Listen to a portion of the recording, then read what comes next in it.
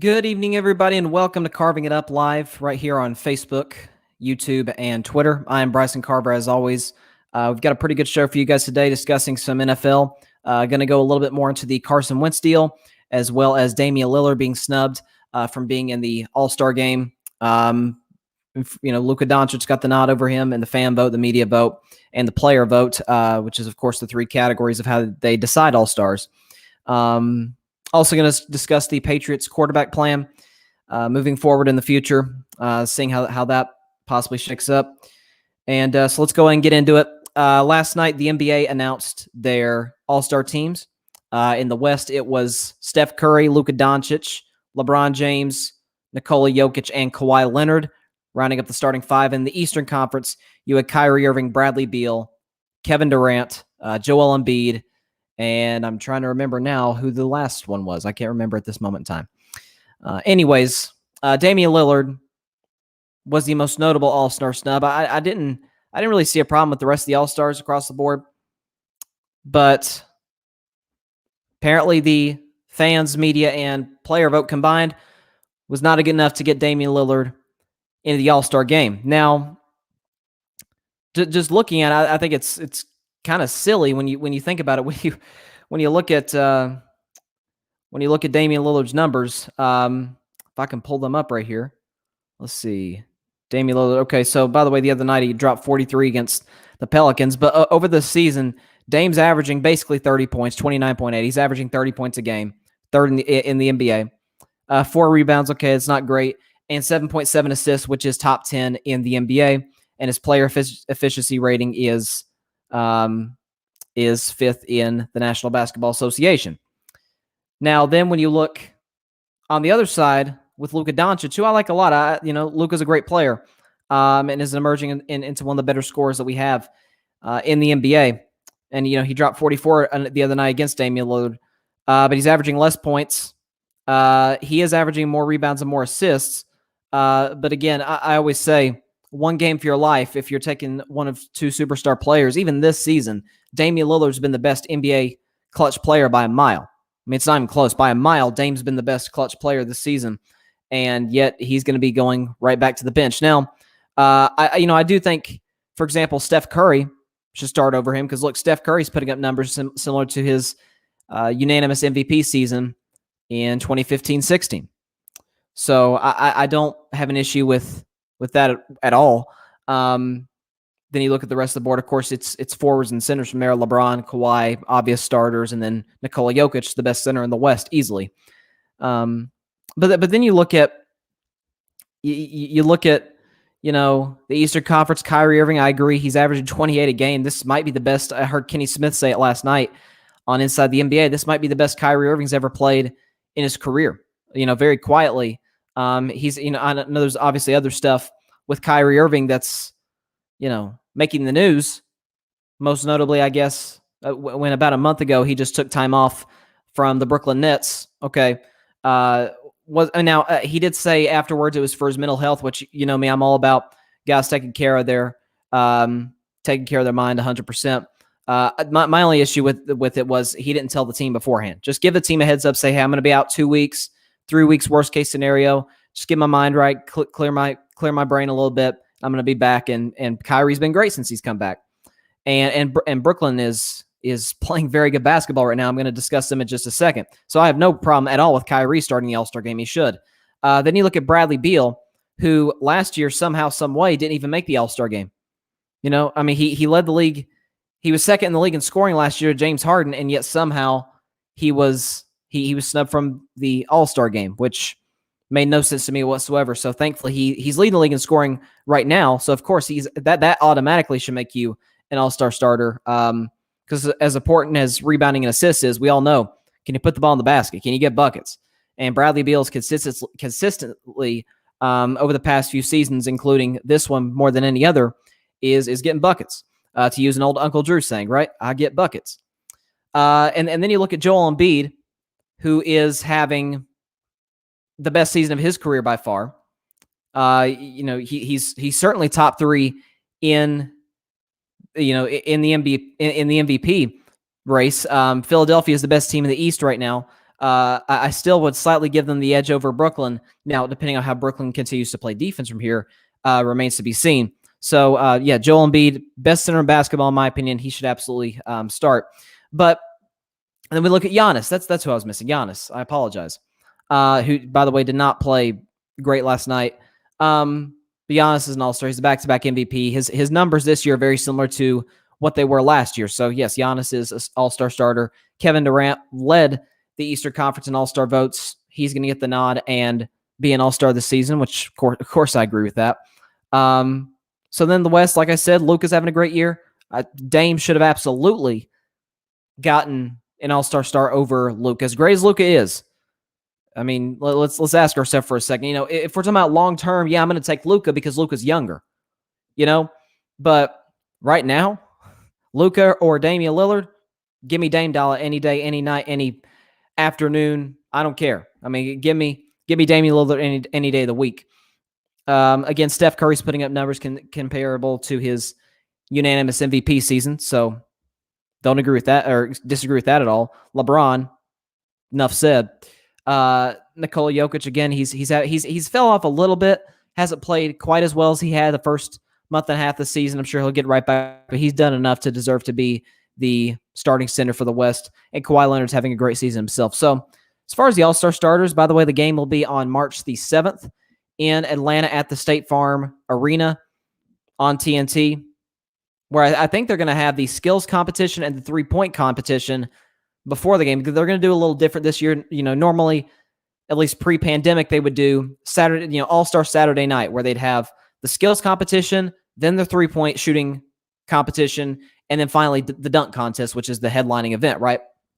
Well, this year, what they're going to do is they're going to have the skills competition, three-point shooting competition before the game. Then they're going to, they'll play the first half. At halftime will be the dunk contest. And then of course, they'll do the second half. But one thing I love last year is, they're honoring Kobe with the All-Star rules once again, like they did last year, where basically the score is what it is. Because All-Star games are high scoring. Let's say, because they're going to do the same rules, which they started this in 2018, which I love, where they have the two lead vote getters, the lead vote getter in the East, which in this case is Kevin Durant, and the lead vote getter in the West, which is LeBron James, where they get to draft their own teams. I love that concept. I love it. Putting the power in the hands of players to pick their own teams, and it makes it more and more interesting. So you have a situation where you have LeBron, Kevin Durant, they'll choose their teams. So let's say Team LeBron is up 110-100. Say they have a 10-point lead going into the fourth quarter of the All-Star game 2.5 weeks from now. Well, Team LeBron only has to score 24 in honor of Kobe Bryant. They score 24 points and get to 134, which will be the target score, so to speak. They win the game, whereas Team Kevin Durant, for example, again, if they're down 10 going into the fourth quarter, they'd have to get 34. So the target score is basically, to put it simply as I can, the target score is put 10, or let me make sure I word this correctly. It's 24 points higher than whoever has the lead at that point in the game. So again, if you have 108 points going into the fourth quarter and you're in the lead, you only need to score 132, right? Because 24, it honors Kobe. And I think it makes the game more interesting. It's almost, untimed quarter, obviously. And so you just have a target score, kind of like you do in pickup, right? If you're playing 21, or, if you're playing somebody 101 to 10, you have a target score, right? It's basically what it is in the All-Star game. It's kind of got a pickup feel to it, which I think is great for the game. And very entertaining. Last year's finish was crazy. So I like, and I watched Adam Silver's interview last night with the Inside the NBA crew about the All-Star game. And, a lot of players, starting with LeBron James, weren't real happy that they're having the All-Star game this year, because you're putting the best players, it's different than the bubble where you got, at the very start of it, you had 22 teams. Well, in this case, you have the best players in the world, 24 players in the NBA, all in one bubble in Atlanta. And certainly you can get COVID in a bubble. I know the NBA has done an amazing job, but it's certainly not out of the realm of possibility. And Adam Silver did admit that last night in the interview. He did say, hey, look, COVID's crazy. Anybody can get it, of course. No matter how careful you are. But he was basically kind of going into detail on how they would do it, and I was like, okay, this might work. This might actually give the NBA a shot to survive the All-Star weekend. It is for a good cause. I believe the money is going to from the All-Star game is going to HBCUs, historically black colleges and universities, and to people on the front lines with COVID, something like that. So NBA again doing it for the 4th straight year for a great cause, which is amazing. Props to them for doing that, and I'm looking forward to it. It's going to be a fun game. I'm interested to see who the reserve players will be from here. So I don't know. We'll see. We'll see what happens from this point on. So let me talk about now the biggest NBA game last night. Some people joked it could be the civil war of the NBA about a week ago when both teams were healthy. But of course, this past Sunday, Anthony Davis, and they announced today, will be out 4 weeks at the very least with an Achilles issue, an Achilles injury, which he re-aggravated on Sunday against the Denver Nuggets. And so he's out for basically a month. And then Kevin Durant has been dealing with a hamstring issue for about a week, and so he was out against the LA Lakers last night. But still, at the very, you still did have some storylines, right? LeBron versus Kyrie, how interesting that is, considering what went down in Cleveland not too long ago, only 4 years ago between those two. But you had last night Brooklyn, and I said Brooklyn would win by 12. They actually ended up winning by 11, so I was still fairly close. I think what was most surprising, LeBron was great last night. He wasn't amazing. He was only 3 for 6 from the free throw line. That's kind of, I guess that you could say that's the biggest weakness in LeBron's game. He's never been a great free throw shooter. But 14 for 23 from the field, right? 32 points. He was great. Like eight rebounds, 7 assists, kind of your typical LeBron stat line. I mean, he was great last night. Montrezl Harrell off the bench gave him 10. But what I liked, what I saw from Brooklyn is they had 5 guys in double figures, 3 starters. Of course, Kyrie and James Harden and Joe Harris gave them 6 threes. Shot 7 for 10 from the field, 6 for 7 from 3. You had, I still don't know how to say his name, Cabarrot. I'll say his name, Luwawu Cabarrot, Timothy Luwawu Cabarrot. I can't say the man's name. I apologize. He gave them 15 off the bench, 5 for 8 from 3-point range. And Landry Shamet, who I've always liked, is a nice spot-up shooter. He gave them 10 off the bench. So I think what was most surprising in this game is, we've been ridiculing the Nets' defense, and rightfully so, all season long, at least since they added James Harden. And, whether it's been Harden, KD, and Kyrie playing like the big three, or whether it's just been Harden or, just Kevin Durant, like just depending on what the circumstances are, we've seen pretty poor defense, to say the least. And that was easily by far the best defensive game they played all season long. I don't think there's a question about that. They held the Lakers, the defending NBA champions. I get without Anthony Davis, but we're still talking about LeBron James and a very, very good supporting cast. And Brooklyn just totally shut them down. The Lakers shot a little under 48% from the field, and they shot 27% from 3. Now, is the 27% from 3 a product of Brooklyn's great defense? Possibly, but the Lakers have to be. It's so weird because the Lakers, a lot of people, including myself, still believe they're going to win the championship this year. But at the same time, they can't throw in the ocean, man. This has been the case the last 2 seasons, even when they won the championship last year. They cannot make threes consistently. They can't. Even they've added new players. They added Wesley Matthews and Dennis Schroeder. Obviously, Montrezl Harrell is not a 3-point shooter at all. But they cannot shoot the 3 consistently whatsoever. So I'm confused at that. Maybe they need to, at the trade deadline, go after some more shooters. We'll see what happens in that area. But the Nets went small again. They did this against Golden State the other night, which seemed like it was actually more effective them doing that than starting 7-foot DeAndre Jordan, who really can't space the floor. He's not gonna create open looks in the paint for great finishers like Kyrie, Harden, and Durant. Especially Kyrie, smaller player, but he's probably the best finisher of the 3 in the paint. But All in all, great win by Brooklyn. They played well against the Lakers. Offensively, they were really good. Shot well from 3-point range for over 45% as a team. Nobody's stat line necessarily blew you away. I mean, James Harden had a double-double, 23 points, 11 assists. He was the best net last night. But across the board, it wasn't like anybody just had some crazy breakout game. All in all, an impressive win by the Brooklyn Nets. I would say a disappointing win necessarily for the Lakers. Again, LeBron was great. He did only shoot 1 for 6 from 3, which he got off to a crazy hot start from at the beginning of the season from 3-point range, and he's not shooting so well as of late. But he'll get that resolved. He'll get that figured out. And I like the Lakers' chances moving forward. Although, and I did talk about this on Monday after AD got hurt, their schedule is pretty daunting. They've got the Miami Heat on Sunday. Miami's no joke with Jimmy Butler. They got the Wizards, who they should beat, but Washington's playing a lot better this last week, 2 weeks or so. They're playing the Utah Jazz, which is really the game to watch because Utah, I believe, is actually the Lakers' biggest threat in the West. The Clippers don't scare me. They don't. I mean, year after year, the team has never made a conference finals in their history. So, am I scared of them being the Lakers? No, not at all.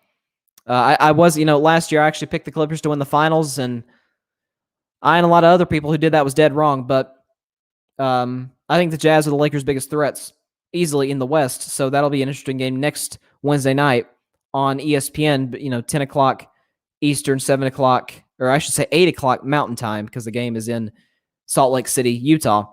Then they play Portland, and like I mentioned earlier, Dame Lillard's balling. They're playing Golden State. They're playing great as a team. They beat a very good Miami team the other night without Draymond Green. Steph balled in the fourth quarter and overtime. And then they finished with a really good Phoenix team and a Sacramento team that's no joke. So the Lakers need to get out of this with at least, if they want to feel really good about themselves, and I don't think, if they don't play great down the stretch here of February and early March up until the All-Star break, if they don't play great, I'm still like, just get the 2 stars healthy going into the playoffs, and you're always going to have a shot to win the championship. It doesn't matter if the Clippers, jump them in the West, because right now it looks like the Jazz are going to get the number 1 seed. I know we're early in the season, but Utah's playing unbelievable basketball. But again, even if there is, I would say, if there are limited fans at the Staples Center with the Clippers and the Lakers, I mean, come on, we've seen Clippers and Lakers games in the past at Staples. It don't matter if it's Clippers home game. It's packed with Lakers fans. It is. You can hear the crowd reactions after certain big plays. That's a Lakers crowd. So if there are any fans at all, they'll be Lakers fans. So they don't have to anything to worry about there if they play the Clippers. So if they can get out of the 6-3, worst case scenario 5-4, I'd be satisfied if I were the Lakers. I would, because then, again, you got to see what Anthony Davis's Achilles is doing at that point. But if it's good to go and he's healthy, all right, get him back in game shape, because being out a month, it is going to take him some time. Get him back in a game shape, have him ready to go, and go try and win a second straight championship. But shifting to the New England Patriots, I'm going to talk about them real quick. I haven't really talked that much about the Patriots outside of Belichick versus Brady in the last 2 months, right? Like, how long has it been at this point in the season, or at this point, at least in the offseason, where the Patriots are totally irrelevant? Which, that's the Tom Brady effect. Danny Amendola, who is a really good receiver in New England, and won, I believe, 2 championships. Yeah, he won Super Bowl 49 and was a part of the big Super Bowl 51 comeback that the Patriots had against the Falcons. He was on a show on FS1, I believe, and he said he's not a Patriot anymore, obviously, but he said it's not the Patriot way, it's the Tom Brady way. And I think we saw that in full effect. The Patriots with Cam Newton. Cam Newton's still a very good quarterback, went 7-9 and looked inept offensively. Whereas Tom goes to Tampa Bay, who went 7-9 the year before, and won the Super Bowl. So yeah, it was the Tom Brady effect, in the Tom Brady way, not the Patriot way. But talking about New England, and I don't know if I really discussed this in depth in a while. Who's the Patriots quarterback in 2021? Who? I mean, the reports I'm reading is that Cam's gone.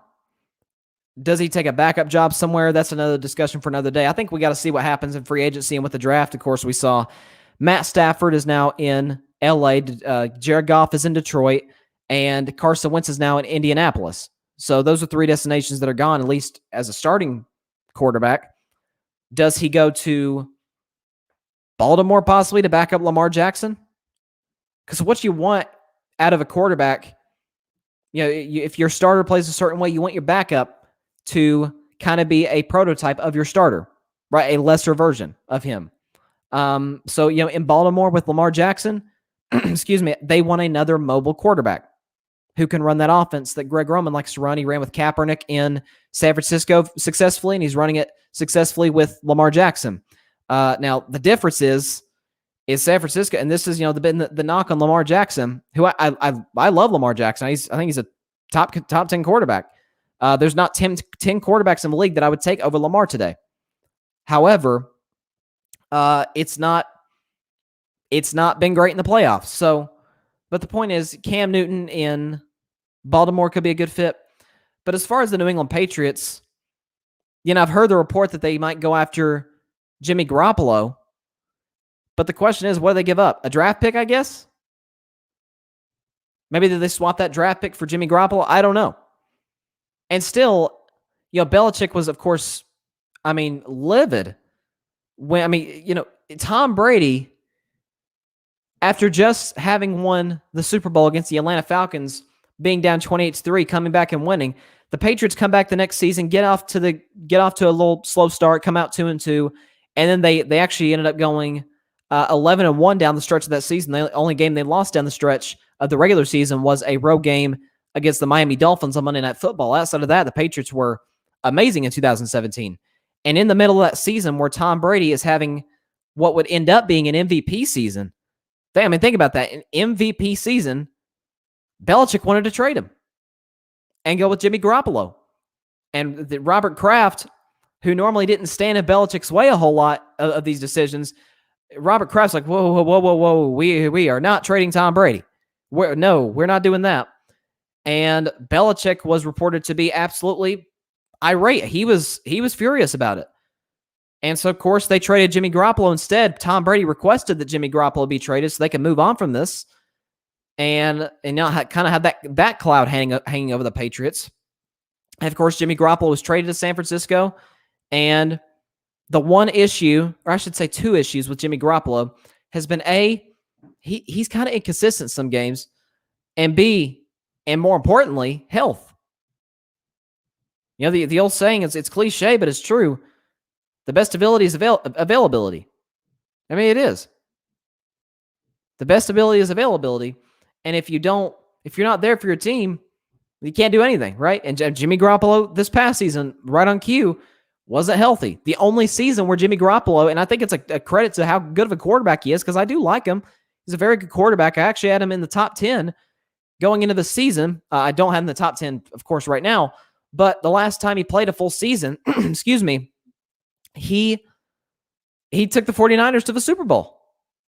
Who knew? And so that, by the way, that's why I say if Deshaun Watson gets traded to San Francisco, good night. It's over. 49ers are going to win the NFC if that happens.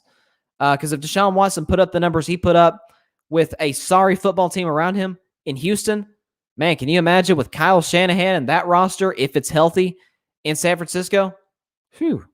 I'm telling you, that team's going to the Super Bowl if that happens. And that includes over their only team I would worry about standing in their way is, of course, the great Tom Brady and that great Tampa Bay team. With that great defense, great receivers, Bruce Arians, those great coordinators, Todd Bowles and Byron Leftwich. So that's the only team I think would stand in their way. But if Jimmy Garoppolo goes to New England, if you're a Patriots fan, do you think you're winning the division? Is it an upgrade over Cam? Yeah, it's an upgrade over Cam. I think Jimmy Garoppolo's a better quarterback than Cam Newton. He's more accurate. He doesn't obviously move as well as Cam does. I don't know if he's the leader that Cam is, but he's an upgrade. He came closer to winning the Super Bowl than Cam did. So, there's that. But it's the same. This is the reason Tom Brady left. Patriots don't have any weapons. They don't have a tight end. They don't have a number 1 receiver or a number 2 receiver. For that matter, number 3 receiver. Edelman's washed. Okay, Julian Edelman is a washed player. Tom Brady made Julian Edelman, as he made a lot of guys in New England. We see on their defense, Stephon Gilmore's their only great player. They let a bunch of other guys go. Jamie Collins and Kyle Van Noy. Like they let some of their, they traded Chandler Jones in 2016. Like, who trades Chandler Jones? He's led the league in sacks. Why do you trade that guy? And he did. I don't know if that was just out of pure arrogance by Belichick. I don't know. It might have been. The point of all this is, what's the Patriots quarterback plan moving forward? What is it? Because if you don't have the weapons, even Tom Brady last year, we saw what Tom Brady looked like this year, right? He was great. But in New England, with nothing to throw to, nobody to throw to, his best receiver was a running back. Look at the numbers. His best receiver was a running back, James White. And that's why the Patriots struggled mightily on the offensive side of the football down the stretch of 2019. And we're one and done in the playoffs, losing to the Tennessee Titans. So quarterback is certainly a position of need for New England. But man, they cannot draft a receiver to save their life. And they can't find a receiver in free agency that'll come there. Matthew Stafford said, Detroit, trade me anywhere except New England. Wow. That says a lot. I even read yesterday that the Patriots weren't even interested in Carson Wentz. And again, I've been very critical of Carson Wentz, but if you've got an opportunity to get him, might as well roll the dice and see.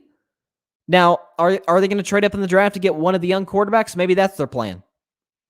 But if they do that, you're going to need to load up on receivers and get at least one competent tight end, not Matt Lacoste or Gunnar Olszewski. Come on now. Let's be serious about this. I think it's been proven now. And listen, I think Belichick is probably the greatest defensive coach of all time. He's a defensive mastermind. There's no question about it. Probably the greatest defensive coach ever, but I've always pushed back on the greatest coach ever narrative. Bill Walsh changed the way offenses run. So did Vince Lombardi. I don't think he's as great of a coach as Belichick, but so did, what's his name? Paul Brown, that coached the Cleveland Browns. He was the first head coach to use a headset, change the game, right? And so, what are we talking about here with Bill Belichick? So, Hall of Famer, absolutely, but greatest coach ever, no. And can he make something out of nothing? No, he can't. Tom can, but we've seen Belichick cannot do this without Tom Brady. Belichick, in 8 seasons as a head coach without Tom Brady, he's made the playoffs 1 time. And in 6 of those 8 seasons, he had a losing record. So, he didn't do anything without Tom Brady. Whereas Tom Brady goes to a coach I don't love, Bruce Arians, but he just needed weapons and a defense. And what do you know? The Bucs are sitting here as Super Bowl champions. So that's how that worked out. So I got to talk about this. I talked about yesterday the double standard. Draymond Green was talking about it in how organizations handle trades and how players handle trades and how the media perceives it. And I talked about kind of that double standard. But let's talk about an NFL double standard in quarterbacks. And Carson Wentz wanted out of Philly. And so the Eagles, and I think the Eagles wanted Wentz out of Philadelphia, but they trade Wentz. Wentz wants out. He goes, I'm assuming, to his preferred destination. I don't know where else he would have wanted to go except Indianapolis, because the last time he and Frank Reich were paired up, Carson Wentz would have been the MVP had he finished that season and stayed healthy. But at the same time, Carson Wentz is gone. But he requests a trade, and nobody bats an eye. Deshaun Watson requests a trade. Oh, my goodness. Let's everybody freak out. Deshaun Watson's requesting a trade from maybe the worst organization in the NFL. Oh, my goodness. He's a selfish. He's not a team player. He's this. Can we talk about this double standard, please? For real. And listen, guys, we all know what this is about. We do. Carson Wentz wanted out of Philly. And I'm not, by the way, I'm not talking about necessarily how the organization handled it, because it's not a fair assumption, because Carson Wentz was horrible last year. Deshaun Watson was a top 5 quarterback last year. He was amazing. You know how much you know how I feel about Deshaun Watson. I think he's unbelievable. Talent wise, he might be the 3rd or 4th best quarterback in the league. I think right now today, he's the 4th best behind Pat Mahomes and Russell Wilson. And actually, no, I'd take Deshaun Watson at number 3. Deshaun Watson is my 3rd best quarterback in the league right now. I still slightly favor Russell Wilson over Deshaun, because to Russell's credit, he has at least been to a Super Bowl, two Super Bowls, as a matter of fact, and he does have a ring. And Pat Mahomes is, of course, the undoubted, undisputed best quarterback in the league, and arguably the best player in the league. Although I'd say right now that's Aaron Donald. But Carson Wentz requests a trade, and nobody like, oh, okay, yeah, Carson Wentz requests a trade. Okay, whatever. Well, what are we eating for dinner? Whereas Deshaun Watson requests a trade. Oh, he's this bad teammate. You can't trust him. And it's like, hold up. What? Hold on a second. Why are we freaking out about Deshaun Watson? We're not freaking out about Carson Wentz. We all know why.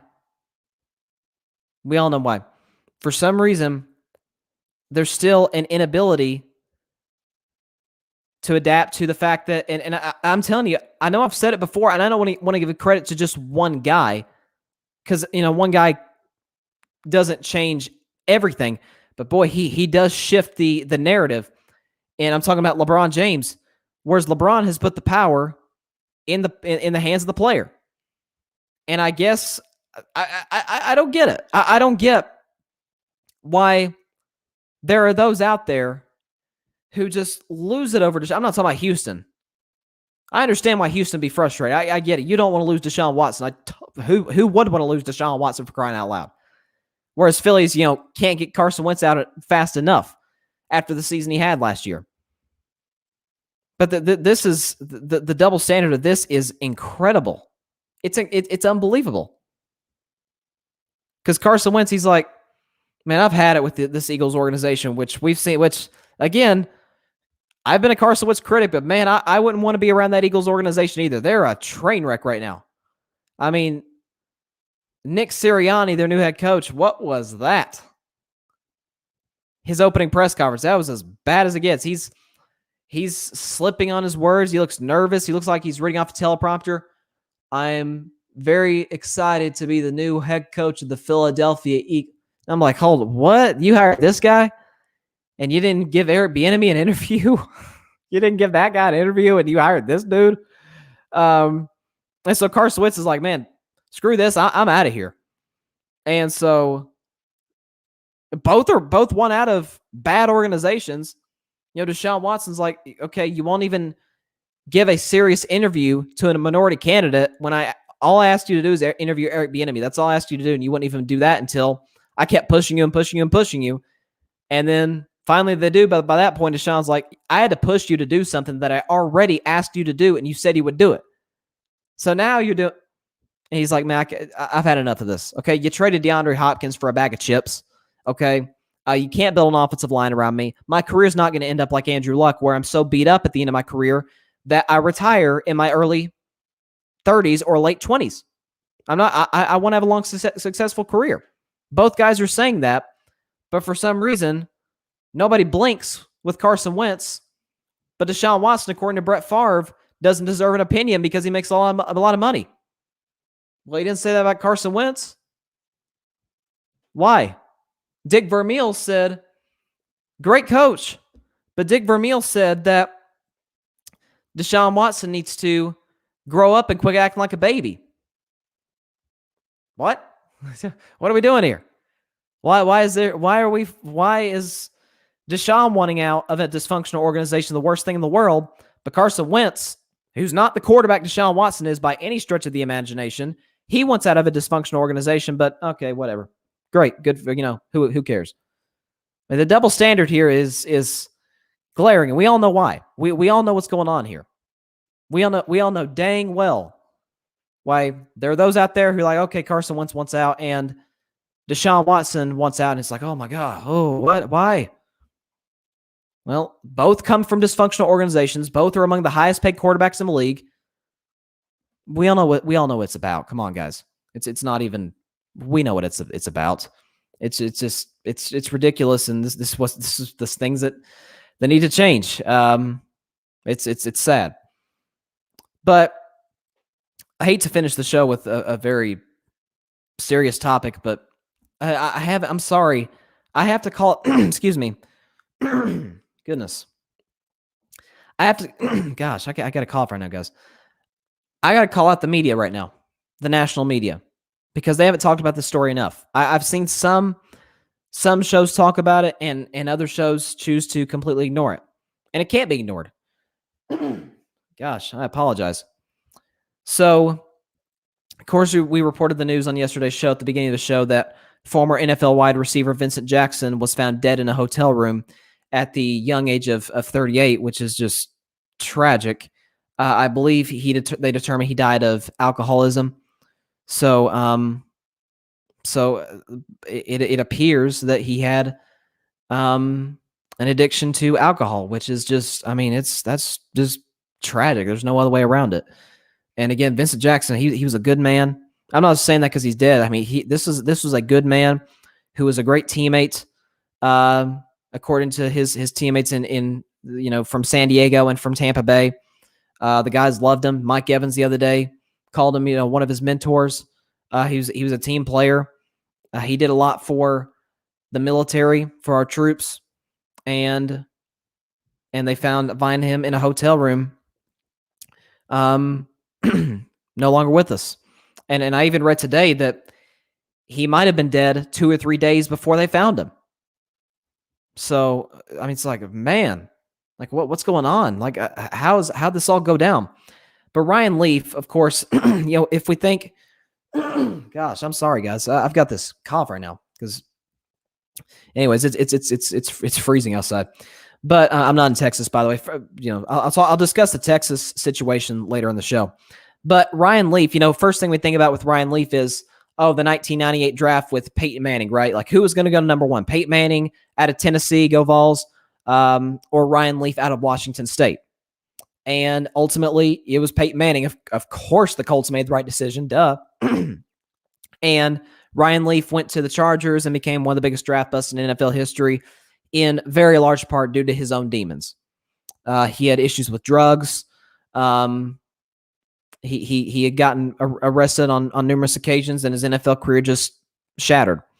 But what I do love about Ryan Leaf is he's turned his bad experiences, and he's become like a real advocate for, guys not going the direction that he went, going downhill with drugs and alcohol and substance abuse and that sort of deal.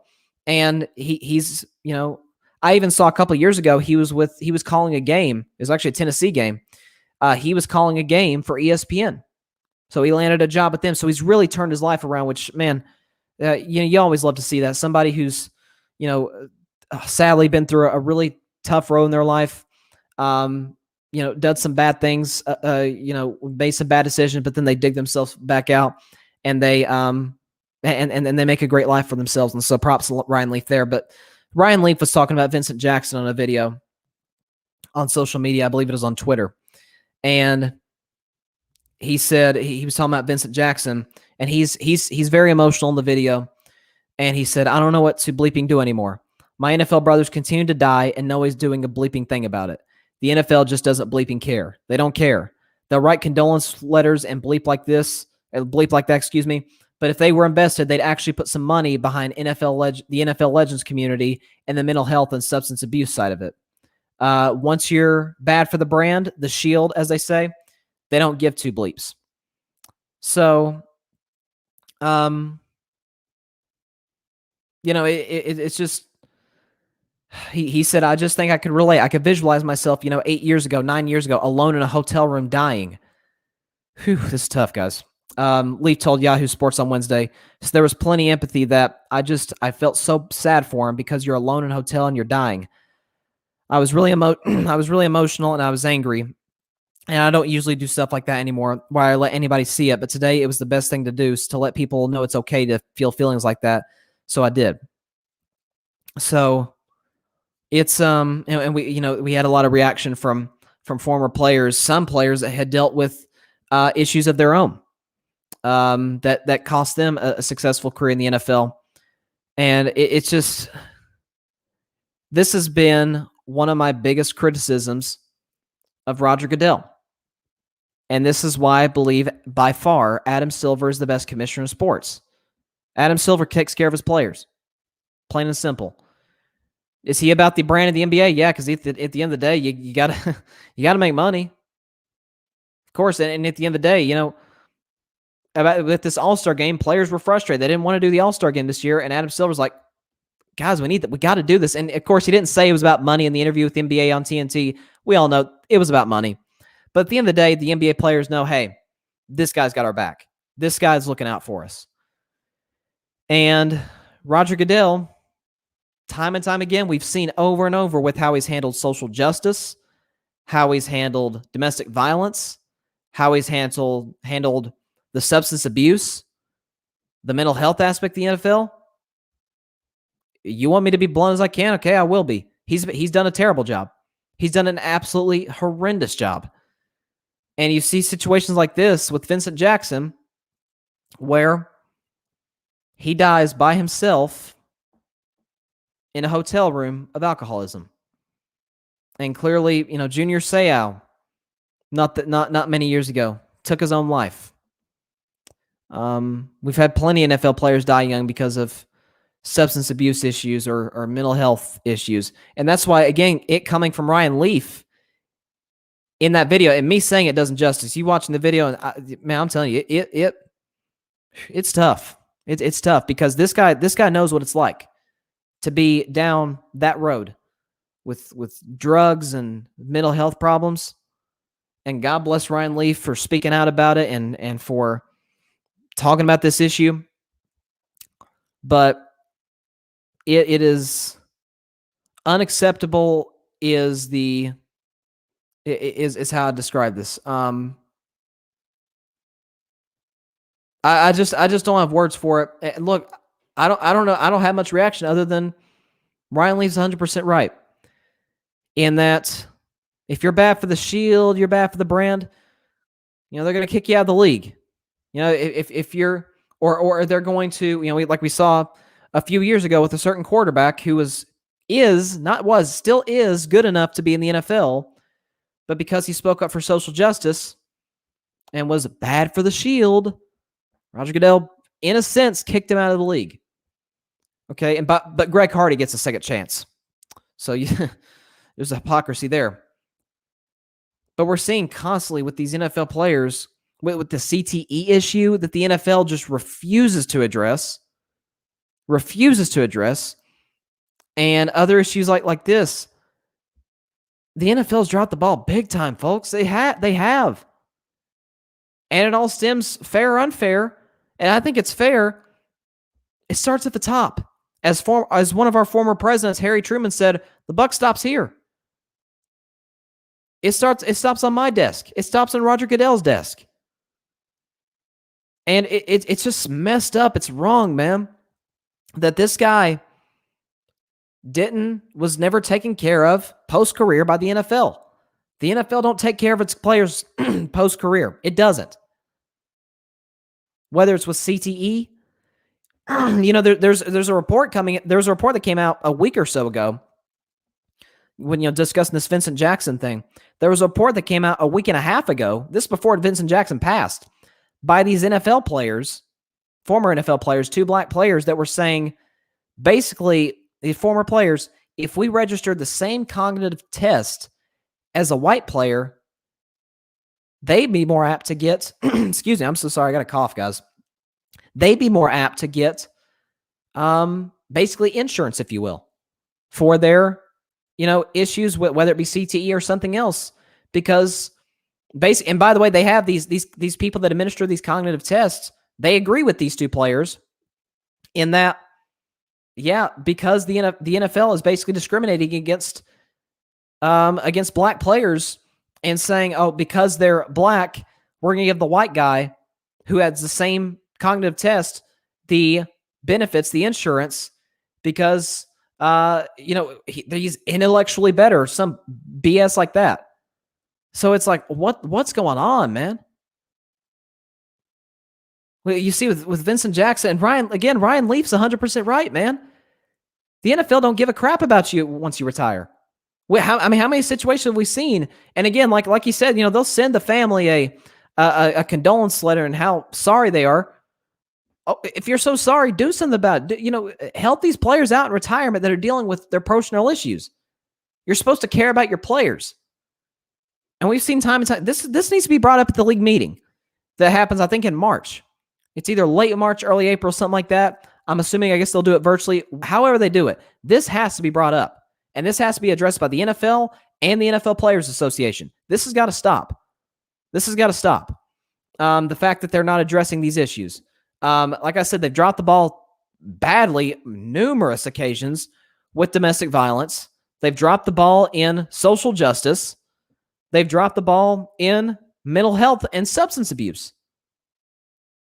If Josh Gordon, and listen, I'm certainly not condoning what Josh Gordon was doing, but what Josh Gordon was doing and what Greg Hardy was doing, I would sign Josh Gordon first, okay? Because Greg Hardy did terrible things to his significant other and got a second chance in the NFL, okay? But Josh only got suspended 4 games. Josh Gordon does drugs, which again, Lord knows I'm not condoning. He gets a year suspension. It's like there's so much inconsistencies with how the NFL runs operations. It's just messed up. So moving on from that, going to one final 2-minute topic here.